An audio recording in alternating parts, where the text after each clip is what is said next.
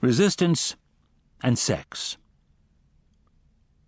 Sometimes resistance takes the form of sex or an obsessive preoccupation with sex. Why sex? Because sex provides immediate and powerful gratification. When someone sleeps with us, we feel validated and approved of, even loved. Resistance gets a big kick out of that. It knows it has distracted us with a cheap, easy fix and kept us from doing our work. Of course, not all sex is a manifestation of resistance. In my experience, you can tell by the measure of hollowness you feel afterward. The more empty you feel, the more certain you can be that your true motivation was not love or even lust, but resistance. It goes without saying that this principle applies to drugs, shopping, masturbation, TV, gossip, alcohol, and the consumption of all products containing fat, sugar, salt, or chocolate. Resistance and trouble. We get ourselves in trouble because it's a cheap way to get attention. Trouble is a faux form of fame. It's easier to get busted in the bedroom with the faculty chairman's wife than it is to finish that dissertation on the metaphysics of motley in the novellas of Joseph Conrad. Ill health is a form of trouble, as are alcoholism and drug addiction, proneness to accidents, all neurosis, including compulsive screwing up, and such seemingly benign foibles as jealousy, chronic lateness, and the blasting of rap music at 110 dB from your smoked glass 95 Supra. Anything that draws attention to ourselves through pain-free or artificial means is a manifestation of resistance. Cruelty to others is a form of resistance, as is the willing endurance of cruelty from others. The working artist will not tolerate trouble in her life because she knows trouble prevents her from doing her work. The working artist banishes from her world all sources of trouble. She harnesses the urge for trouble and transforms it in her work. Resistance and self-dramatization. Creating soap opera in our lives is a symptom of resistance. Why put in years of work designing a new software interface when you can get just as much attention by bringing home a boyfriend with a prison record? Sometimes entire families participate unconsciously in a culture of self-dramatization. The kids fuel the tanks, the grown-ups arm the phasers, the whole starship lurches from one spine-tingling episode to another. And the crew knows how to keep it going. If the level of drama drops below a certain threshold, someone jumps in to amp it up.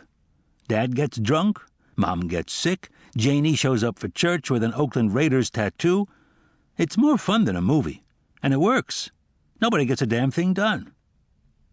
Sometimes I think of resistance as a sort of evil twin to Santa Claus, who makes his rounds house to house, making sure that everything's taken care of. When he comes to a house that's hooked on self-dramatization, his ruddy cheeks glow, and he giddy-ups away behind his 8 tiny reindeer. He knows there'll be no work done in that house. Resistance and self-medication. Do you regularly ingest any substance, controlled or otherwise, whose aim is the alleviation of depression, anxiety, etc.? I offer the following experience. I once worked as a writer for a big New York ad agency. Our boss used to tell us, invent a disease. Come up with the disease, he said, and we can sell the cure. Attention deficit disorder, seasonal affect disorder, social anxiety disorder. These aren't diseases. They're marketing ploys.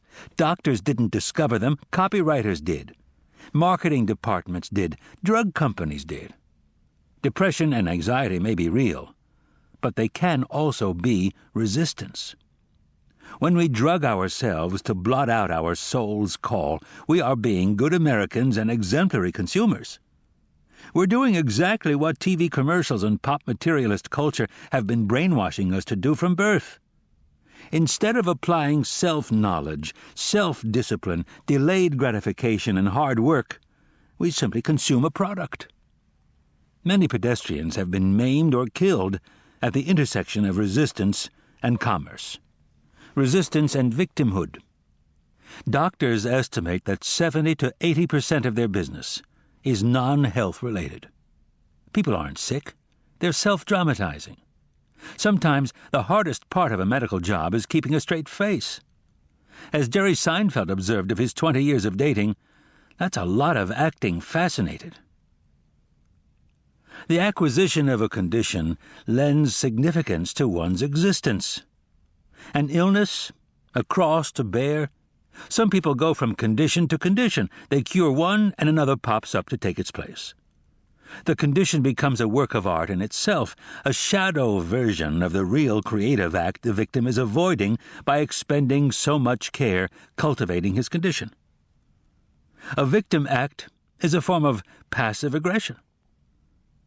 It seeks to achieve gratification not by honest work or a contribution made out of one's experience or insight or love, but by the manipulation of others through silent and not-so-silent threat. The victim compels others to come to his rescue or to behave as he wishes by holding them hostage to the prospect of his own further illness, meltdown, mental dissolution, or simply by threatening to make their lives so miserable that they do what he wants. Casting yourself as a victim is the antithesis of doing your work. Don't do it. If you're doing it, stop. Resistance and the choice of a mate. Sometimes, if we're not conscious of our own resistance, we'll pick as a mate someone who has or is successfully overcoming resistance. I'm not sure why. Maybe it's easier to endow our partner with the power that we in fact possess but are afraid to act upon. Maybe it's less threatening to believe that our beloved spouse is worthy to live out his or her unlived life while we are not. Or maybe we're hoping to use our mate as a model. Maybe we believe, or wish we could, that some of our spouse's power will rub off on us if we just hang around it long enough. This is how resistance disfigures love. The stew it creates is rich, it's colorful. Tennessee Williams could work it up into a trilogy. But is it love? If we're the supporting partner, shouldn't we face our own failure to pursue our unlived life, rather than hitchhike on our spouse's coattails? And if we're the supported partner, shouldn't we step out from the glow of our loved one's adoration, and instead encourage him to let his own light shine? Resistance and this book. When I began this book, resistance almost beat me.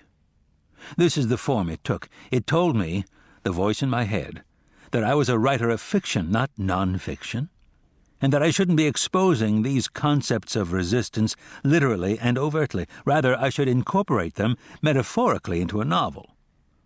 That's a pretty damn subtle and convincing argument. The rationalization resistance presented me with was that I should write, say, a war piece, in which the principles of resistance were expressed as the fear a warrior feels. Resistance also told me I shouldn't seek to instruct or put myself forward as a purveyor of wisdom, that this was vain, egotistical, possibly even corrupt, and that it would work harm to me in the end. That scared me. It made a lot of sense. What finally convinced me to go ahead was simply that I was so unhappy not going ahead.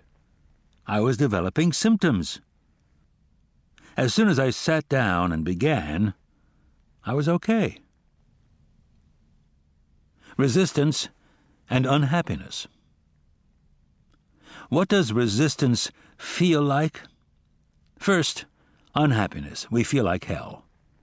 A low-grade misery pervades everything. We're bored, we're restless, we can't get no satisfaction. There's guilt, but we can't put our finger on the source.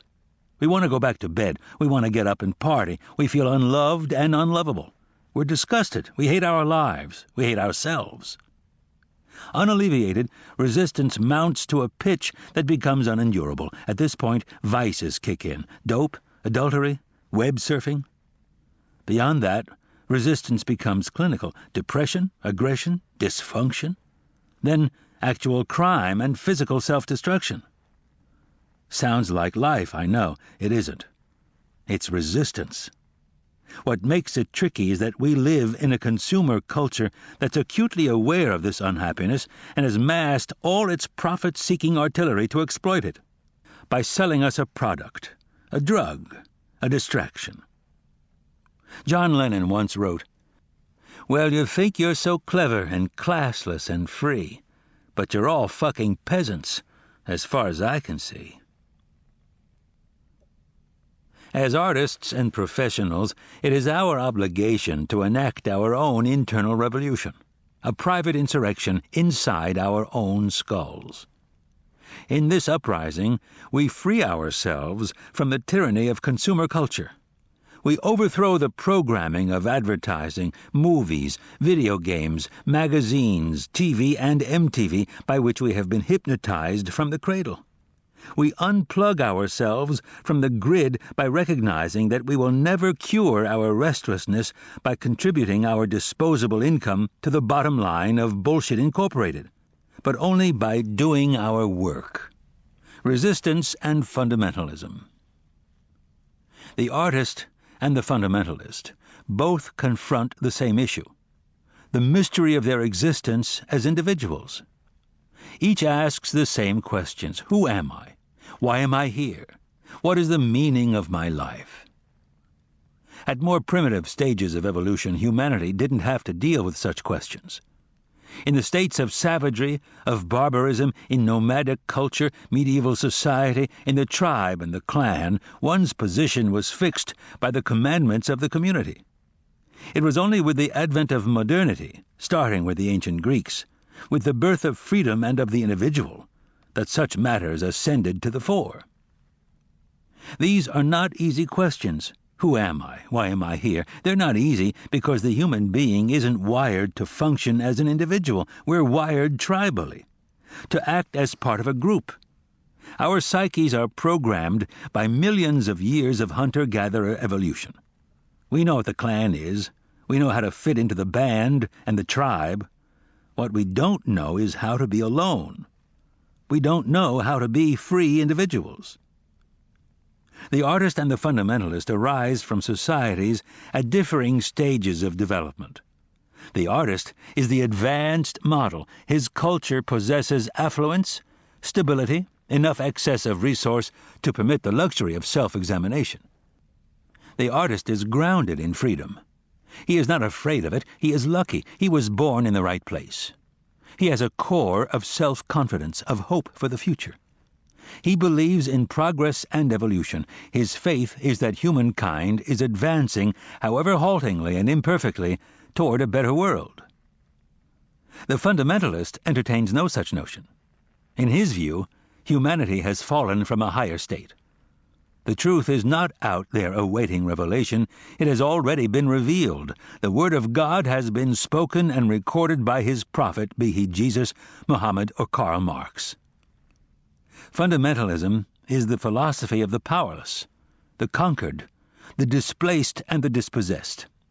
Its spawning ground is the wreckage of political and military defeat. As Hebrew fundamentalism arose during the Babylonian captivity, as white Christian fundamentalism appeared in the American South during Reconstruction, as the notion of the master race evolved in Germany following World War I. In such desperate times, the vanquished race would perish without a doctrine that restored hope and pride. Islamic fundamentalism ascends from the same landscape of despair and possesses the same tremendous and potent appeal. What exactly is this despair? It is the despair of freedom.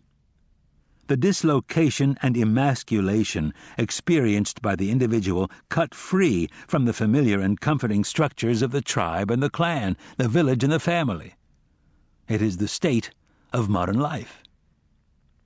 The fundamentalist, or more accurately, the beleaguered individual who comes to embrace fundamentalism, cannot stand freedom. He cannot find his way into the future, so he retreats to the past. He returns in imagination to the glory days of his race and seeks to reconstitute both them and himself in their purer, more virtuous light. He gets back to basics, to fundamentals. Fundamentalism and art are mutually exclusive. There is no such thing as fundamentalist art. This does not mean that the fundamentalist is not creative. Rather, his creativity is inverted. He creates destruction. Even the structures he builds, his schools and networks of organization, are dedicated to annihilation of his enemies and of himself. But the fundamentalist reserves his greatest creativity for the fashioning of Satan, the image of his foe, in opposition to which he defines and gives meaning to his own life. Like the artist, the fundamentalist experiences resistance. He experiences it as temptation to sin. Resistance to the fundamentalist is the call of the evil one, seeking to seduce him from his virtue. The fundamentalist is consumed with Satan, whom he loves as he loves death. Is it coincidence that the suicide bombers of the World Trade Center frequented strip clubs during their training? Or that they conceived of their reward as a squadron of virgin brides and the license to ravish them in the fleshpots of heaven? The fundamentalist hates and fears women because he sees them as vessels of Satan, temptresses like Delilah, who seduced Samson from his power. To combat the call of sin, that is, resistance, the fundamentalist plunges either into action or into the study of sacred texts. He loses himself in these, much as the artist does in the process of creation. The difference is that while the one looks forward, hoping to create a better world, the other looks backward, seeking to return to a purer world from which he and all have fallen. The humanist believes that humankind, as individuals, is called upon to co-create the world with God.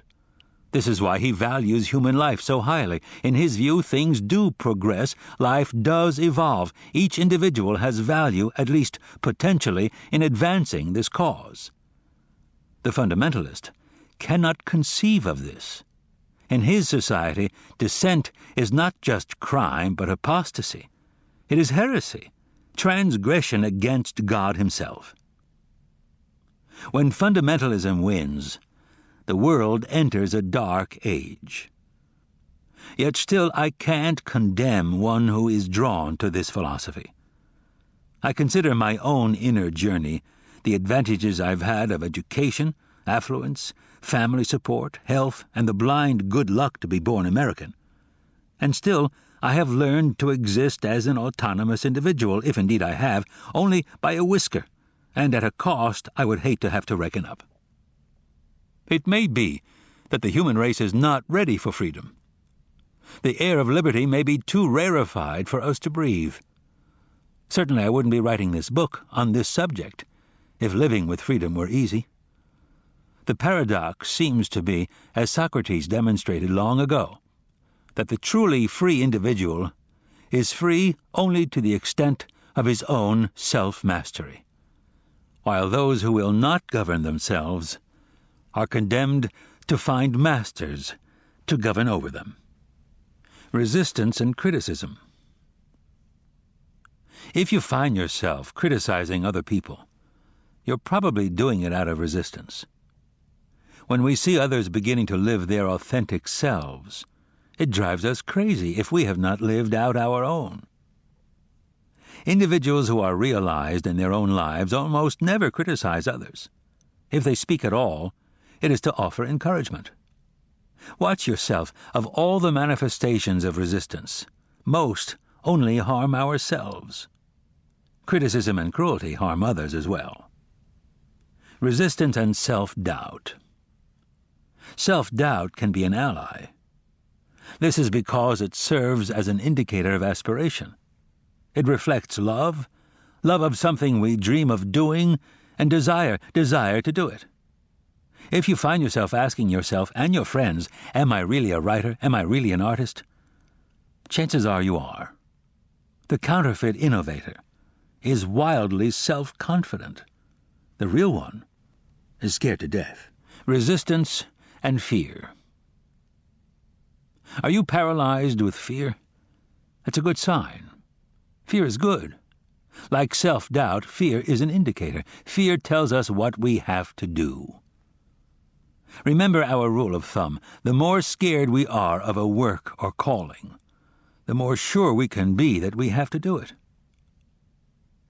Resistance is experienced as fear. The degree of fear equates to the strength of resistance. Therefore, the more fear we feel about a specific enterprise, the more certain we can be that that enterprise is important to us and to the growth of our soul. That's why we feel so much resistance. If it meant nothing to us, there'd be no resistance. Have you ever watched Inside the Actor's Studio? The host, James Lipton, invariably asks his guests, what factors make you decide to take a particular role? The actor always answers, because I'm afraid of it. The professional tackles the project that will make him stretch. He takes on the assignment that will bear him into uncharted waters, compel him to explore unconscious parts of himself. Is he scared? Hell yes. He's petrified. Conversely, the professional turns down roles that he's done before. He's not afraid of them anymore. Why waste his time? So if you're paralyzed with fear, it's a good sign. It shows you what you have to do. Resistance and love. Resistance is directly proportional to love. If you're feeling massive resistance, the good news is it means there's tremendous love there too. If you didn't love the project that is terrifying you, you wouldn't feel anything. The opposite of love isn't hate, it's indifference. The more resistance you experience, the more important your unmanifested art, project, enterprise is to you, and the more gratification you will feel when you finally do it. Resistance and being a star. Grandiose fantasies are a symptom of resistance. They're the sign of an amateur. The professional has learned that success, like happiness, comes as a byproduct of work. The professional concentrates on the work and allows rewards to come or not come, whatever they like. Resistance and isolation. Sometimes we balk at embarking on an enterprise because we're afraid of being alone. We feel comfortable with the tribe around us. It makes us nervous going off into the woods on our own. Here's the trick. We're never alone. As soon as we step outside the campfire glow, our muse lights on our shoulder like a butterfly. The act of courage calls forth infallibly that deeper part of ourselves that supports and sustains us. Have you seen interviews with the young John Lennon or Bob Dylan, when the reporter tries to ask about their personal selves? The boys deflect these queries with withering sarcasm. Why? Because Lennon and Dylan know that the part of them that writes the songs is not them, not the personal self that is of such surpassing fascination to their boneheaded interrogators. Lennon and Dylan also know that the part of themselves that does the writing is too sacred, too precious, too fragile to be redacted into sound bites for the titillation of would-be idolaters, who are themselves caught up in their own resistance. So they put them on and blow them off. It is a commonplace among artists and children at play that they're not aware of time or solitude while they're chasing their vision. The hours fly. The sculptress and the tree-climbing tyke both look up blinking when Mom calls, "Supper time." Resistance and Isolation, Part 2. Friends sometimes ask, don't you get lonely sitting by yourself all day? At first it seemed odd to hear myself answer, no. Then I realized that I was not alone. I was in the book. I was with the characters. I was with myself. Not only do I not feel alone with my characters, they are more vivid and interesting to me than the people in my real life. If you think about it, the case can't be otherwise. In order for a book or any project or enterprise to hold our attention for the length of time it takes to unfold itself, it has to plug into some internal perplexity or passion that is of paramount importance to us. That problem becomes the theme of our work, even if we can't at the start understand or articulate it. As the characters arise, each embodies infallibly an aspect of that dilemma, that perplexity.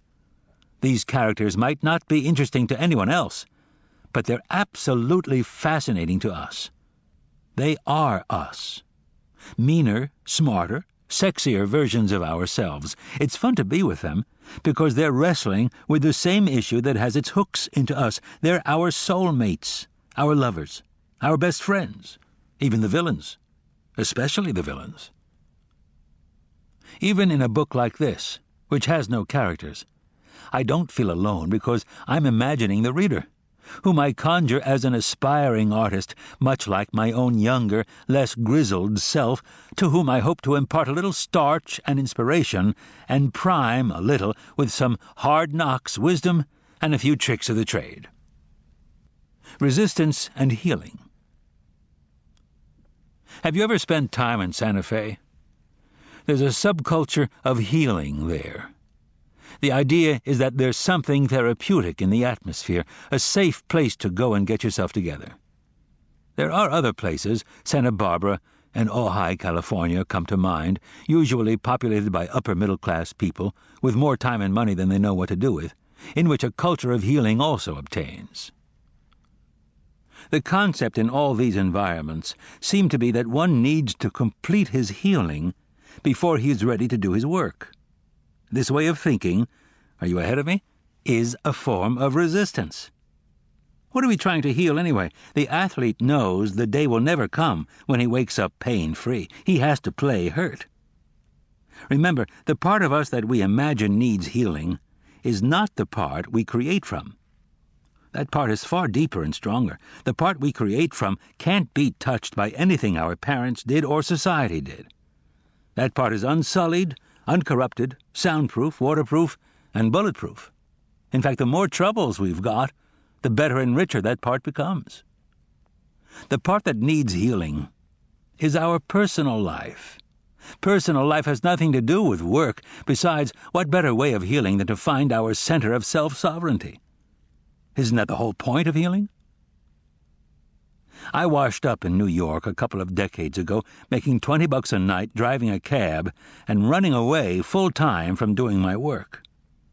One night, alone in my $110 a month sublet, I hit bottom in terms of having diverted myself into so many phony channels so many times that I couldn't rationalize it for one more evening. I dragged out my ancient Smith Corona, dreading the experience as pointless, fruitless, meaningless, not to say the most painful exercise I could think of. For 2 hours I made myself sit there, torturing out some trash that I chucked immediately into the shit can. That was enough. I put the machine away. I went back to the kitchen. In the sink sat 10 days of dishes. For some reason, I had enough excess energy that I decided to wash them. The warm water felt pretty good. The soap and sponge were doing their thing. A pile of clean plates began rising in the drying rack. To my amazement, I realized I was whistling. It hit me that I had turned a corner. I was okay. I would be okay from here on. Do you understand? I hadn't written anything good. It might be years before I would, if I ever did at all. That didn't matter. What counted was that I had, after years of running from it, actually sat down and done my work. Don't get me wrong, I've got nothing against true healing. We all need it. But it has nothing to do with doing our work, and it can be a colossal exercise in resistance. Resistance loves healing. Resistance knows that the more psychic energy we expend dredging and re-dredging the tired, boring injustices of our personal lives, the less juice we have to do our work. Resistance and support. Have you ever been to a workshop?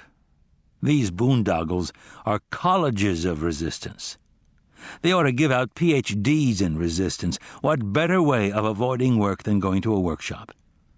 But what I hate even worse is the word support. Seeking support from friends and family is like having your people gathered around at your deathbed. It's nice, but when the ship sails, all they can do is stand on the dock waving goodbye. Any support we get from persons of flesh and blood is like monopoly money. It's not legal tender in that sphere where we have to do our work. In fact, the more energy we spend stoking up on support from colleagues and loved ones, the weaker we become and the less capable of handling our business. My friend Carol had the following dream at a time when her life felt like it was careening out of control. She was a passenger on a bus. Bruce Springsteen was driving. Suddenly, Springsteen pulled over, handed Carol the keys, and bolted. In the dream, Carol was panicking. How could she drive this huge rolling greyhound? By now, all the passengers were staring. Clearly, no one else was going to step forward and take charge. Carol took the wheel. To her amazement, she found she could handle it. Later, analyzing the dream, she figured Bruce Springsteen was the boss of her psyche. The bus was the vehicle of her life. The boss was telling Carol it was time to take the wheel. More than that, the dream, by actually setting her down in the driver's seat and letting her feel that she could control the vehicle on the road, was providing her with a simulator run to prime her with the confidence that she could actually take command in her life. A dream like that is real support. It's a check you can cash when you sit down alone to do your work. P.S. When your deeper self delivers a dream like that, don't talk about it. Don't dilute its power. The dream is for you. It's between you and your muse. Shut up and use it. The only exception is you may share it with another comrade in arms if sharing it will help or encourage that comrade in his or her own endeavors. Resistance and rationalization. Rationalization is resistance's right-hand man. Its job is to keep us from feeling the shame we would feel if we truly faced what cowards we are for not doing our work. Michael, don't knock rationalization. Where would we be without it? I don't know anyone who can get through the day without 2 or 3 juicy rationalizations. They're more important than sex. Sam, come on. Nothing's more important than sex. Michael, oh yeah? Have you ever gone a week without a rationalization? Jeff Goldblum and Tom Berenger, in Lawrence Kasdan's The Big Chill. But rationalization has its own sidekick. It's that part of our psyche that actually believes what rationalization tells us. It's one thing to lie to ourselves. It's another thing to believe it. Resistance and Rationalization, Part 2. Resistance is fear, but resistance is too cunning to show itself naked in this form. Why? Because if resistance lets us see clearly that our own fear is preventing us from doing our work, we may feel shame at this, and shame may drive us to act in the face of fear. Resistance doesn't want us to do this, so it brings in rationalization. Rationalization is resistance's spin doctor. It's resistance's way of hiding the big stick behind its back. Instead of showing us our fear, which might shame us and impel us to do our work, resistance presents us with a series of plausible, rational justifications for why we shouldn't do our work. What's particularly insidious about the rationalizations that resistance presents to us is that a lot of them are true. They're legitimate. Our wife may really be in her 8th month of pregnancy. She may in truth need us at home. Our department may really be instituting a changeover that will eat up hours of our time. Indeed, it may make sense to put off finishing our dissertation, at least till after the baby's born. What resistance leaves out, of course, is that all this means diddly. Tolstoy had 13 kids and wrote War and Peace. Lance Armstrong had cancer and won the Tour de France 3 years and counting. Resistance can be beaten. If resistance couldn't be beaten, there would be no Fifth Symphony, no Romeo and Juliet, no Golden Gate Bridge. Defeating resistance is like giving birth. It seems absolutely impossible until you remember that women have been pulling it off successfully, with support and without, for 50 million years.